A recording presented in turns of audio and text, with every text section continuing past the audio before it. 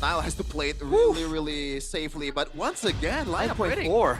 9.4 compared to 3.7. I can't believe that 3.7 were given to Onyx draft, but we'll see though. The decider, the last game to close out this amazing match of these two elite teams of MPLID. Let's go. It's Onic versus BTR by Vitality. Here we go, folks. Game number 3. Who's gonna take it? Will BTR give Onic their first match loss in Season 17, or will Onic keep it clean still in Week 3? People on the edge of their seats right now. Moreno back on the sprint on Tushin for the kite back possibilities. To see who actually goes for the early aggression, because both teams have some strong fighting, but it will depend on the execution. Once again, like, it's crazy that so far until this match, Kelra has only played the Freya not even once, like 0 times, but in this match, three Freya games for this guy. Yeah, quite unusual indeed. Oh, Marino! Man, kept that flicker that he's gonna respect. All right. Well, man, Finn is taking a bit more damage than I will be comfortable with here. Looking at the emblems, he was running the Wilderness Blessing and Agility. It's definitely all about clearing fast and roaming for him and Marino, both of them. So, well, they shouldn't really be going for these 2v2 duels. Oh, Marino went flicker again. Now not taking any chances there, just waiting for the Gatot DOT to go away. And so far, Eman has been playing this well enough. Yep. Nile? You gotta wait until the... Deadly Magic. Kelra taking low. Eman wants to finish the job for the Deadly Magic to come through. That's a kill. First blood to Nile. I like that, not taking any chances. Yes. Because the shield will probably proc if... You never know. Yeah. Look at this turtle response immediately from Onic though. Bigetron can't react. They've shut down Kelra just a little bit though, so they're okay with that trade. Now can't even get any extra value though, so good response from Onic.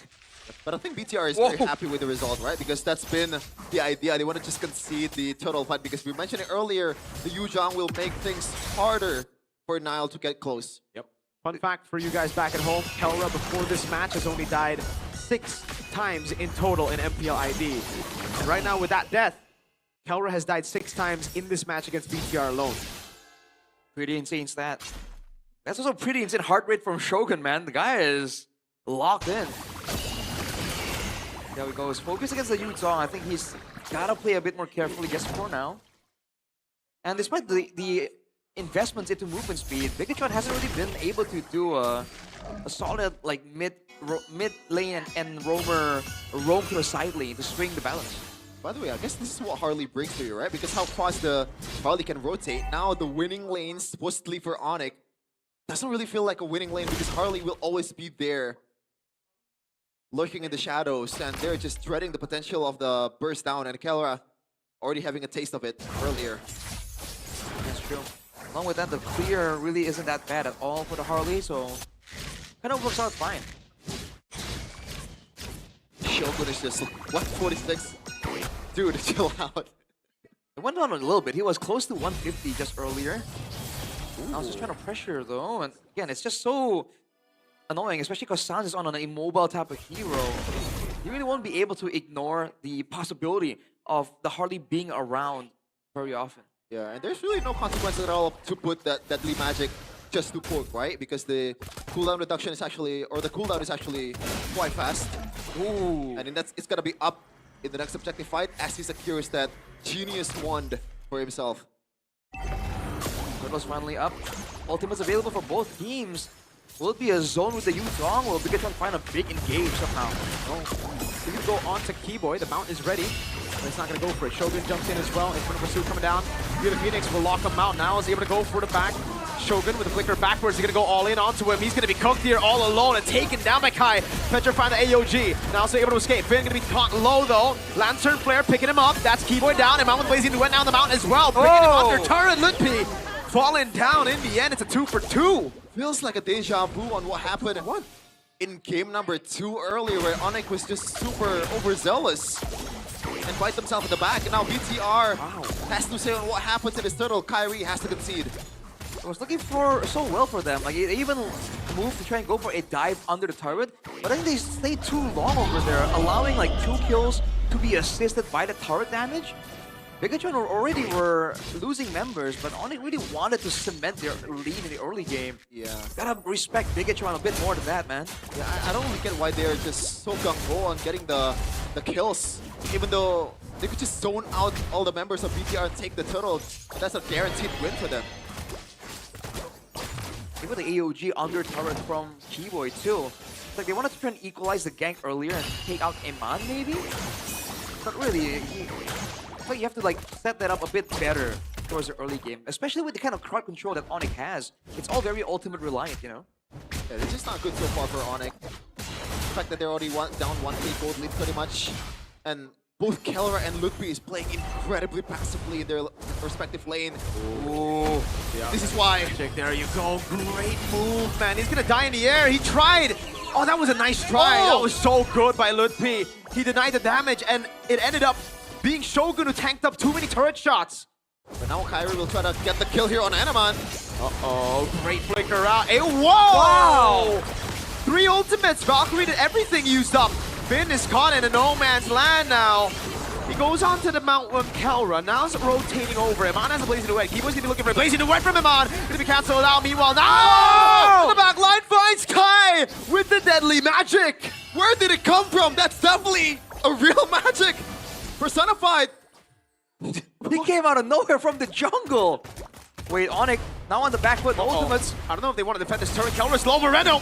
Crimson Beacon forward, looking for the knock-up now, able to find it, and that's going to be Keyboy without an AOG, gunned down by Iman on the Claude. Now it's Ludwig, who's looking for the angle! Nile cancels the recall with the deadly magic, a risky move. We've questioned the Harley pick, but Yeah. they are utilizing this Harley to the fullest potential. I think Yes. this has got to be the best Harley game so far in MPL, right? Kyrie did a good job, but yeah, I think this is so methodical. And it's not just an individual performance. They Yes. play around the Harley really well. Agreed, yeah. Yeah, it really highlights the possibilities of this Harley. Because of the pressure from Bigetron, Onic are just on the back foot, and when you're like that, the tower dives with the Harley is just so quick, so efficient. It's working out for Bigetron's early game aggression that's been able to actually win out against Onic. 1k gold lead already on the gold lane here, Rashi. Man, Iman on a Claude, dude, just gives me... And on anything, to be honest. Yeah, but especially on the Claude. Nostalgia? Yeah, nostalgia, MPLI, when he won with RSG, Finals MVP. Oh wait, was it Finals? I think it was. Was it Aqua or? I don't know, but I remember him blazing the wedding and I had to yell out his name kind of loud. I mean, you did the same with Aqua. That's true. But Aqua, MSC 2022. Shout out to Aqua. Yeah, all things considered, like, Finn is so tanky. Again, Oh no! Oh, you're doing that to Kelra? Okay. He doesn't burst him straight out. That is still a fighter. Thankfully for Kelra. If that was a marksman. Ooh. that was dangerous, though. Even the slightest bit of slow reaction time from Kelra, he would have gotten taken out there with the deadly magic. But again, on one hand, Finn, by the way, with the glue, this is the build, right? The curse helmet into a glowing one. He just seems so tanky right now. Oh, Okay. Not, yeah. Okay. I thought it was going to be more threatening than that. Not bad. fortunately not. Yeah, Nile is going for a full-on glass cannon build so far. The function just do element damage. Look at that. Oh, AOG! It's an all-in this time. They get the shutdown. It's on Ludwig Iman. But they've already made it out part of the resources. Do BTR want to take the fight is the question. don't think so. Yeah, they'll go. Nile needs to calm down. Kalma. Kalma. Yeah, we just talked about how he was abusing the mobility of the Harley. AOG right on top of the hat, that will do it. Catches him all out of guard. All the ultis used from Onic though. 3 seconds for the neutral objective. Bigetron. Do they have an angle? They should have the control for now. Yeah, I don't think they want to just like literally go for the fight here though. They're probably trying to bait Onic. Oh, to going for this one. Shogun getting poked down. That's wave though. People try to walk up Iman. Could be Iman backwards. Moreno with the mid-trio. Okay, it's all about not overextending for Finn and Shogun at the same time. Moreno secured that rapid boost though. Now he's more annoying. Look at that now. Yep. Has Kelra on his bounty. No ulti for now though, and the longer the dance goes on, the more Nile can wait and go for another attempt. And because of the mobility, he can go and clear his top side while the Lord is still being actively danced. Is that too greedy? Onic doesn't know it though. Yeah, I don't think that's too greedy. Yeah, he's gonna clear the lane, do a bit of damage, then go back to the hat again. Yep, not even going back to the hat. Because Onic cannot do anything here. BTR is just gonna zone them away and poke them down with the resources they have. In the right up close to the trigger. Wow. Baits out the Fury of the Phoenix too. That's a good trade. Yep. And a flicker, remember. Lutfi, the side. Looking for that Furious dive. Moreno won't fall for it. BTR wants to go for the fight. I don't think they want to just burst down this Lord. I see the keyboard already very, very low. Shogun is just gunning him down. Yeah, Lutfi. Oh, Lutfi trying to go for Furious dive. They go for the Lord. Lutfi's caught all alone. Bursting down him with the blazing duet now on Keyboy. Lantern Flare. Kelra picked up, thrown out of Nile. Deadly magic. Keyboy gets away with the passive and the AOG. Nile zoning Sans away. I guess that's good for Keyboy, but still, BTR is just running them down. Lutfi with a crucial miss. That's the I guess the weakness of Yuzhong, right? Once you miss on the Furious dive, then your window is almost pretty much gone. Yeah, but dude, for me it's more surprising that there was a dance going on, and it's almost like Nile almost soloed the Lord, technically. I mean, there's high damage output from the Harley, but it's almost like they took it with barely any time there. Onic definitely were caught off guard by that. They killed the Lord though. That they have done really well. Man, this is the Aldo Trinity Harley build, man. The one he's preaching about. Genius 1, Lightning Truncheon, Holy Crystal. Yeah. It's crazy that in the earlier fight, BTR was trying to get either the kills or the Lord, but they get both at the same time. That's a lot of value, and they're up 5k right now. Amman secured the early Winter Crown after the Trinity to play a bit more safely. They get already an abundance of damage with Nile, so I'm rocking with that decision.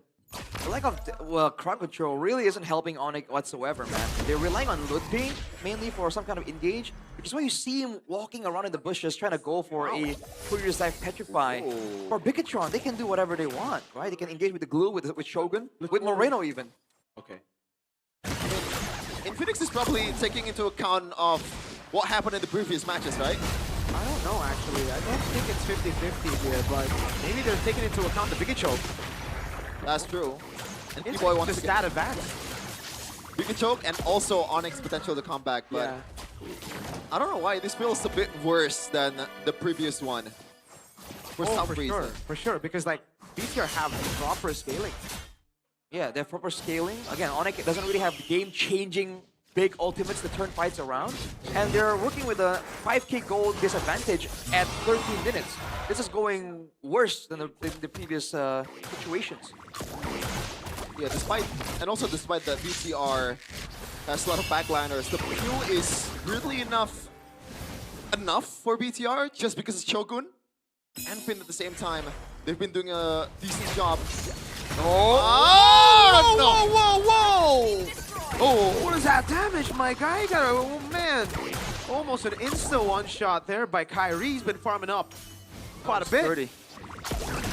Cheeky attempt at assassination here by Lutfi. Hold on, this might be a Dragon Form. Yeah, he's trying to force it out for sure.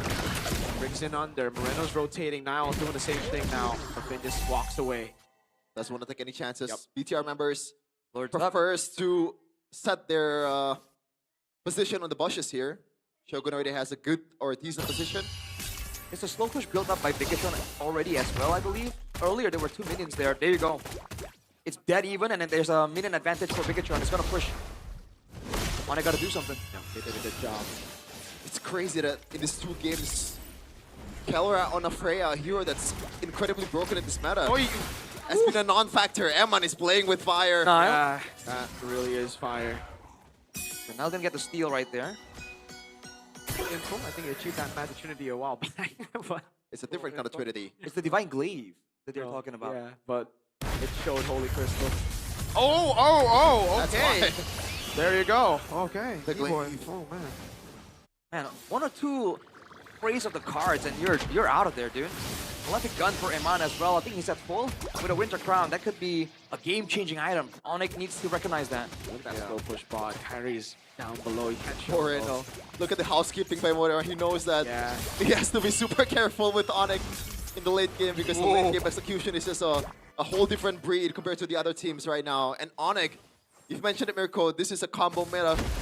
And they have a lot of combo here. Oh. Look at Kibo's HP! That's a jump. Shogun wants to go. Eman with the blazing new one of the Winter Crown! Shogun with a jump finds Suns! BMI backwards. Shogun caught all alone, but look at the follow-up now. Lancer over on Kelmer's to be knocked out, thrown back into the fray. He's gonna have to use all the resources to get back. Moreno on the sprint, chasing Ludwig now! With a walk-up, Moreno gets the Sky Piercer. Now with the jump, Moreno with the execute. A base turret down below, only K and K. That's Kyrie and Keyboy. Hold on. Eman with the BMI forward. Now gonna go for the siege up top. That's a good juke, and Keyboy gets baited in. No AOG, he's dead. With Nile picking him up. Kyrie, the only man left standing. The base wide open. They're gonna go for the recalls. I'm not too sure about that as the Manashot comes in, but Eman with the blazing duet jumps on, and Kai goes in. Bigetron